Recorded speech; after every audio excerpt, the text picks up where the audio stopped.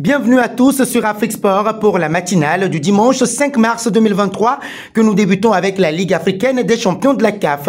Match en retard de la première journée des rencontres de poule de la Ligue africaine des champions CAF.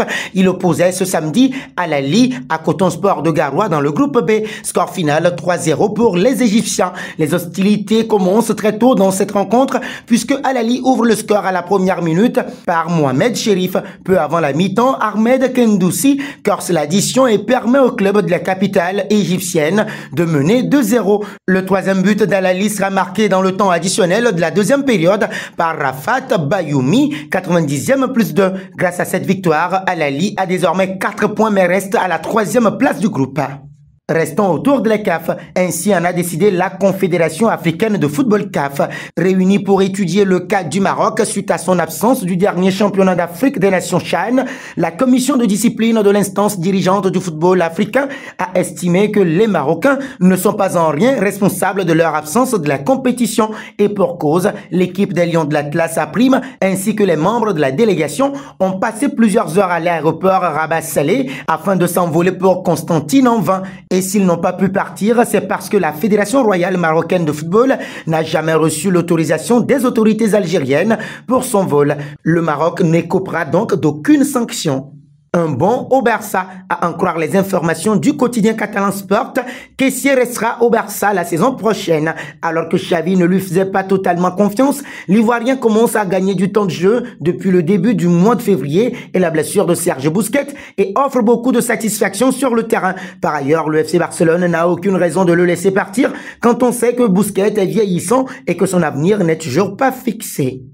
Filons en Italie, à la veille du choc entre l'AS Roma et la Juventus au Stadio Olimpico ce dimanche, comptant pour la 25e journée de Serie A, les Giallorossi viennent d'apprendre une très bonne nouvelle. Suite à l'appel du club de la capitale italienne, la cour d'appel du sport a décidé qu'elle avait besoin de plus de temps pour évaluer ce qui s'était exactement passé entre José Mourinho et le quatrième arbitre, Marco Serra, lors de la précédente rencontre de la Roma, défaite face à Cremonese 2-1. La cour d'appel du sport a en effet décidé d'accorder un sursis à José Mourinho en gelant sa suspension de 2 matchs afin de mieux comprendre ce qu'il s'était passé mardi dernier à Cremonese. L'entraîneur portugais sera donc bel et bien sur le banc de touche de la Roma face à la Juventus.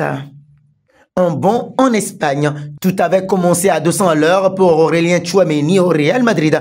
Aujourd'hui, l'international tricolore est au point mort. De nouveau remplaçant ce jeudi lors de la demi-finale allée de Coupe du Roi, perdu face au Barça 0-1, le joueur de 23 ans peine à confirmer ses débuts prometteurs depuis son retour de la Coupe du Monde. Selon le média Defensa Central, Carlo Ancelotti ne considérerait tout simplement pas l'ancien monégasque comme étant prêt pour assumer un statut de titulaire. De l'autre côté de l'échiquier, la direction madrilène souhaiterait rapidement voir le Français jouer un rôle plus important, lui qui avait été recruté pour 80 millions d'euros l'été dernier. En attendant, c'est un autre Français, Eduardo Camavinga, qui continue de prendre de l'épaisseur dans l'effectif du technicien italien. Nous voici arrivés à l'instant quiz avec 3 indices pour connaître notre joueur mystère du jour. Premier indice, je suis un attaquant de 29 ans évoluant en Liga. Deuxième indice, j'ai déjà joué en Angleterre durant 2 ans. Troisième indice, en France, j'ai inscrit 76 buts. Qui suis-je? Vos réponses seront attendues en commentaire. Nos félicitations à tous ceux qui ont répondu Emre Can lors de la dernière matinale. C'était le joueur à trouver puisqu'il est un milieu de terrain de 29 ans, évoluant en Bundesliga qui a déjà joué en Angleterre et en Italie. Il a été formé à Francfort.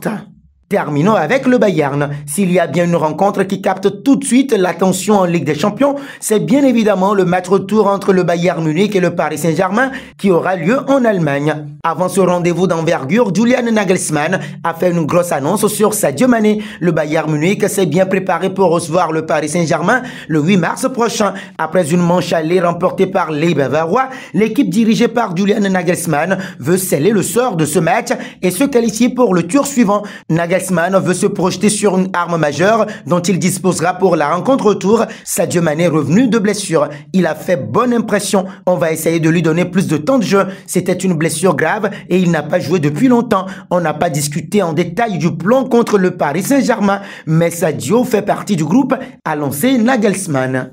Et nous arrivons au terme de cette matinale que nous bouclons avec la question du jour. Que pensez-vous de la décision de la CAF avec le Maroc? Vos réactions seront attendues en commentaire. En attendant, n'hésitez pas à vous abonner sur Afrique Sport pour ne rien manquer de l'actualité continentale et internationale.